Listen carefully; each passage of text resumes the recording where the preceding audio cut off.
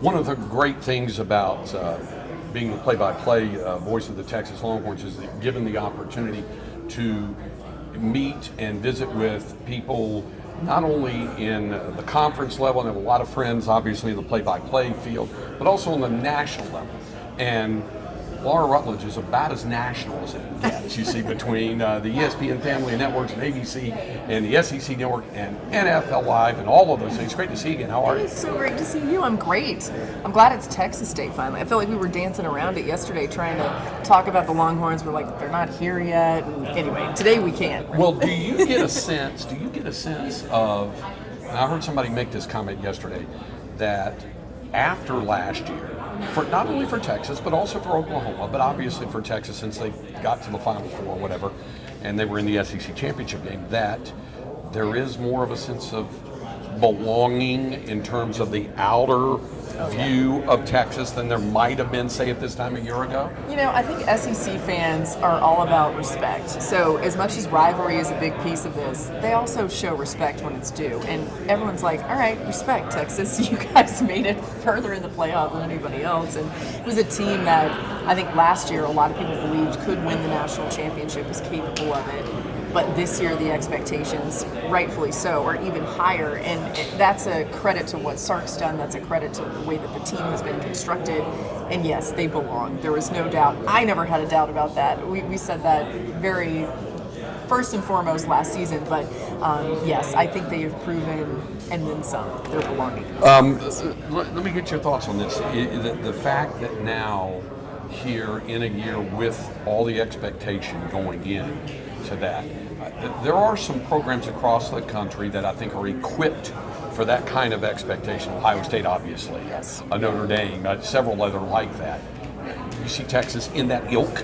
Absolutely, yes. And I mean, it's fascinating that we'll see Texas and Ohio State meet up so early in the season, because I do think, as much as either one of them could afford to lose that game, it's a way to sort of stake your claim on college football. That's a premiere of college football. And the way I see it, the top few teams are Texas, Ohio State, Clemson, maybe a Georgia, Alabama. So Texas is right there in that handful of teams that we all expect to contend for a national championship, an SEC championship once again, and we'll see how it all ends up shaking out. But I'm excited about this group. It seems like Sark, and you guys would know this as well, my perception is that he's more excited about this team than he's been about any team, I think, during his tenure at Texas, which says something. Yeah, absolutely. Okay, so that brings us to those three special letters. No, not NIL, although we can go forever on that. Right. CFP with the playoff. We had Rich Clark on yesterday. We heard the commissioner speak at length with Greg Sankey talking about the whether they might go to 16 or down, and then there was a lot of stuff that was kind of ramped up and amped up about this tension that may be building between the SEC and the Big Ten. Is that the vibe that you're getting as well? Yes, I think Commissioner Sankey was very calculated in his word choice, as he usually is.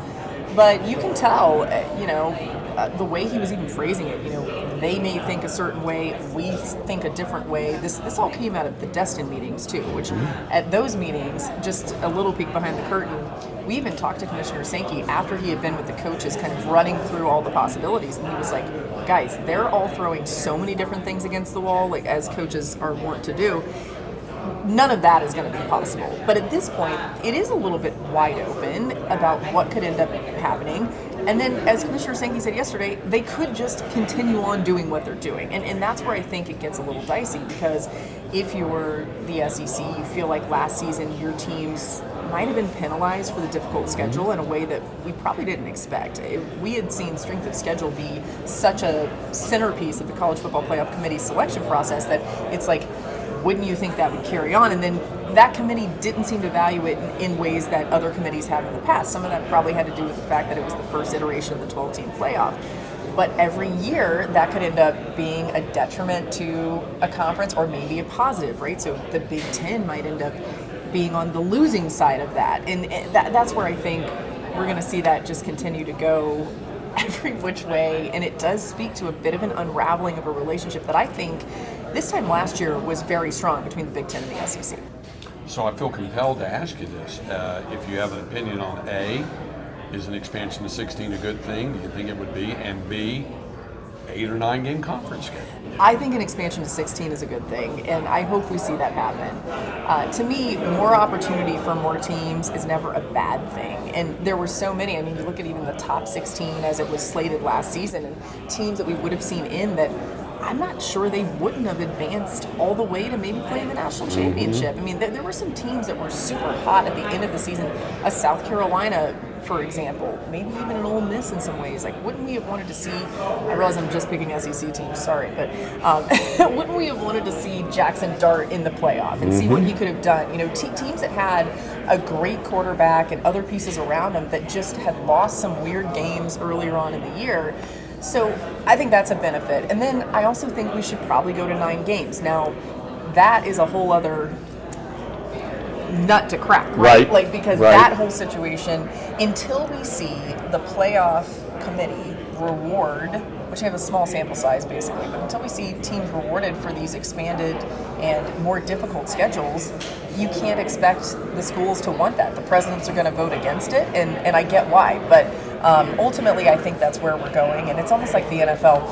As much as people may have said, like, we're not going to add an 18th game, we're not going to add more of this because, the players and all that, they end up doing it. It's all a business. It'll probably happen. It's a matter of time, exactly. Right? Well, and that's a perfect segue. The last thing I want to ask you about, now working as closely as you do and have been these past couple of years with the NFL, how much of that is a palate cleaner for you, so to speak? And is it a compartmentalizing thing? I get asked that question a lot doing the different sports in Texas, but doing the NFL responsibilities now, in addition to what you've been doing at the collegiate level. Yeah, it's 2 very different things, and you can relate to that. It's sort of like different compartments of the brain, but then there are intersections. And I think one of the interesting things is seeing college sports become more like pro sports, which at times breaks our heart, right? Because there are things that the nostalgia creeps in and we love what it used to be and all of that, but we need to accept that this is the real world and what's happening now and what's going to continue to happen. And I am happy that athletes are finally getting compensated, which they should have been, right? But it's almost becoming more alike in a way. There are so many similarities now to what college football is, what the NFL is, and I think those similarities will only increase. But for me, doing the NFL every day, that's sort of like just second nature. When I show up to do college, I have to put a little bit extra work into it because so much has changed and rosters don't look the same. I covered Texas all the way through the playoff last season. I was there for every single game toward the end and had the great pleasure of being on the sideline for these Texas games. And I'm even looking at the roster preparing for this, and I'm like, well, golly, that's totally different, right? And then there are some, like a Ryan Wingo, who they kept telling us about last season, who I'm like so excited for people to see him be a centerpiece of this offense, and obviously Arch and all of the great pieces of this roster. But there are a lot of changes every single year in college that you don't necessarily see in the NFL. So it works a whole different part of your brain for sure. It's great to see you. I appreciate you taking the time. Great to see you.